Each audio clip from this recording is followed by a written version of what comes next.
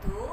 Alright, so hari ini kita akan masuk kepada subtopik yang 1.3 iaitu pecahan positif dan pecahan negatif. Okey, so sebelum itu saya nak perkenalkan kepada kamu apakah itu pecahan positif dan pecahan negatif. So dalam pecahan, jika ia positif maka ia lebih pada kosong, sama seperti integer.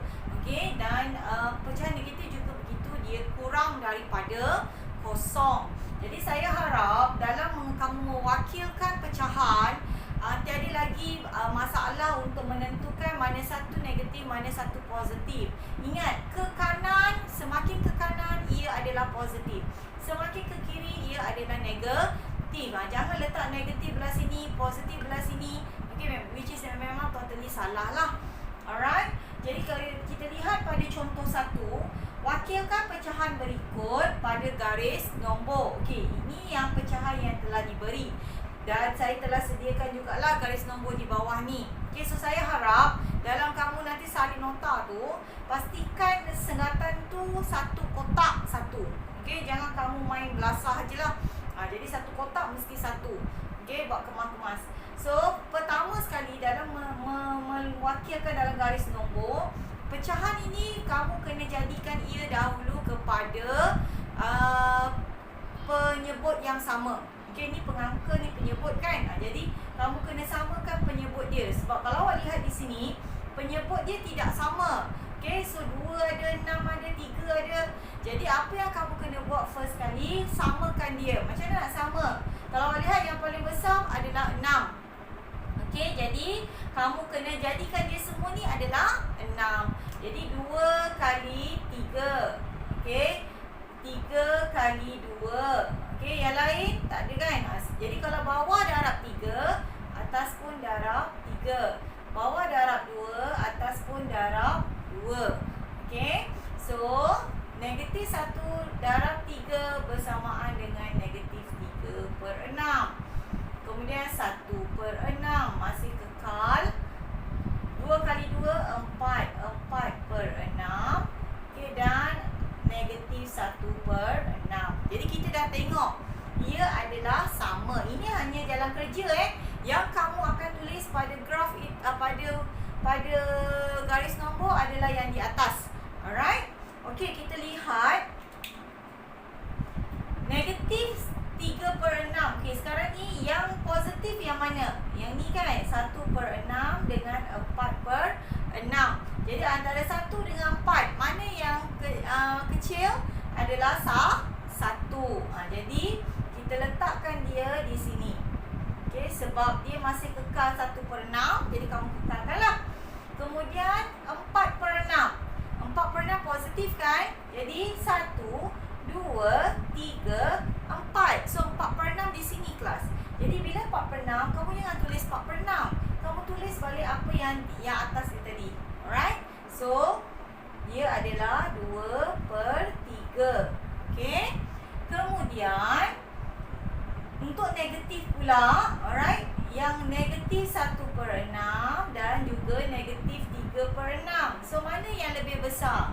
Of course lah negatif 1 dahulu. Jadi sebelah kosong, okey, sebelah kiri kosong adalah negatif 1/6. Okey. Kemudian kalau kita pecahkan ini tadi, dia jadi negatif 3/6. Okey, bila kita kembangkan negatif 3/6, negatif 1, negatif 2, negatif 3/6 di sini. Tapi kamu jangan letak negatif 3/6, kamu letak yang asal, iaitu negatif 1/2. So ini adalah cara kamu mewakilkan pecahan positif dan negatif pada garis nombor. Step pertama saya ulang. Okey, jadikan dia penyebut yang sama. Kemudian kamu samakan di penyebut. Kemudian bina garis nombor. Alright, tentukan kosongnya di mana. Kemudian kamu tentukan nilai mana yang besar dan kecil, dan kamu masukkan dalam garis nombor. Alright. Untuk untuk contoh 2, kita nak banding dan susun pecahan mengikut tertib dinyatakan. Jadi untuk yang nombor 1 ini kita nak tentukan tertib menaik. So seperti mana kita buat untuk garis nombor tadi, pertamanya kamu kena samakan semua pecahan tersebut dengan penyebut yang sama. Jadi kalau awak lihat di sini 10, 10, 5, 5, 2. Jadi apa yang terbesar adalah 10. Okey. Alright, jadi macam mana 2 jadi 10 kelas? So 2 jadi darab 5. So 1 pun darab 5. Okey, 5 darab berapa? 10. 5 darab 2. Negatif 4 darab 2. 5 darab 2. Negatif 1 darab 2. Okey, bila awak dah jadikan macam tu, keluarkan dia dalam bentuk yang darab tu lah. So dia akan jadi 5/10. Okey, negatif 7/10 salin semula. 9/10 salin semula.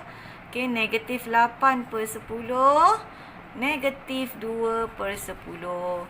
Alright, saya dah pesan tadi, bila kita menulis urutan tersebut, pastikan urutan itu mengikut nombor atas, bukan nombor yang ni. Ini adalah jalan kerja.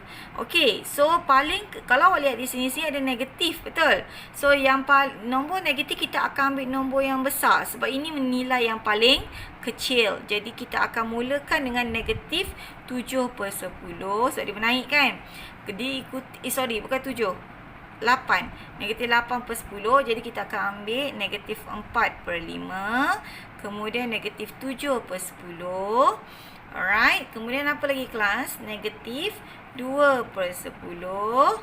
Kemudian tinggal positif kan? 5 dengan 9. Mana yang kecil?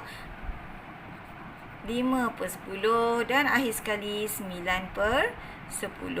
So bila kamu dah susun itu, barulah kamu nyatakan dalam tertib menaik. Jadi jawapan dia, okey, so ini adalah jawapan dia lah. Bila kamu dah susun, lepas tu kamu akan tulis jawapan. Macam saya kata tadi, jawapan ditulis berdasarkan nombor yang di atas. Yang merah ini adalah jalan kerja kamu. Kamu nak susun kan? Jadi kamu kena samakan penyebut. Jadi bila samakan penyebut, baru kamu tahu mana kecil, mana besar. Tapi bila menulis jawapan, kamu ambil balik jawapan di atas. Alright? Okey, Seterusnya kita nak tengok pada urutan menurun pula. Okey, kalau kamu lihat di sini 6, 2, 4, 3, 2. Boleh tak 4 tu jadi 6? Tak boleh kan? Tak boleh. 2/4 memang boleh, tapi nak jadi 6 tu tak boleh. 4 tu tak boleh. Jadi bila tak boleh, kamu kena cari mana yang boleh lah.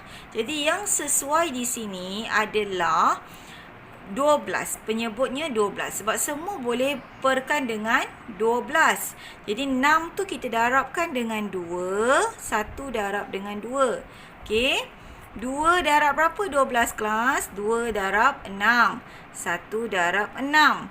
Okey. 4 darab berapa 12? 4 darab 3. 3 darab 3. Okey, kemudian 1/3, 3 darab 4, 1 darab 4. Okey, negatif 5/2, 2 darab 6, 5 darab 6. So, ini adalah kamu dapatkan dalam nak samakan penyebut dia lah. Alright, so kita akan dapati di situ negatif 2/12. Kemudian 6/12. Negatif 9/12, 4/12, negatif 30/12. Okey, so kita nak tentukan pula mana satu yang paling besar sebab kita nak menurun kan. Bila kata menurun, kita nak ambil nombor yang paling besar. Di sini yang besar kita mesti ambil adalah nombor positif. 6 dengan 4, of course lah kita akan ambil 6/12. Kemudian yang kedua adalah 4/12. Okey, kemudian kita tengok pula pada nombor negatif. Negatif 2, negatif 9, negatif 30. So, yang paling besar di situ adalah negatif 2. Kita ambil yang ketiga. Seterusnya yang keempat. Dan akhir sekali ini adalah yang kelima. So, dalam menulis jawapan, okey, kita akan ambil macam saya kata tadilah, kamu kena tulis jawapan pada yang asal, pecahan asal. Okey, pecahan asal di sini adalah 1/2. Jadi kamu tulis 1/2. Okey, diikuti dengan 1/3. Kemudian diikuti dengan negatif 1/6. Kemudian diikuti pula negatif 3/4 dan akhir sekali negatif 5/2. Okey, ini adalah urutan menurun. Okey, apabila kamu diberi pecahan. Alright.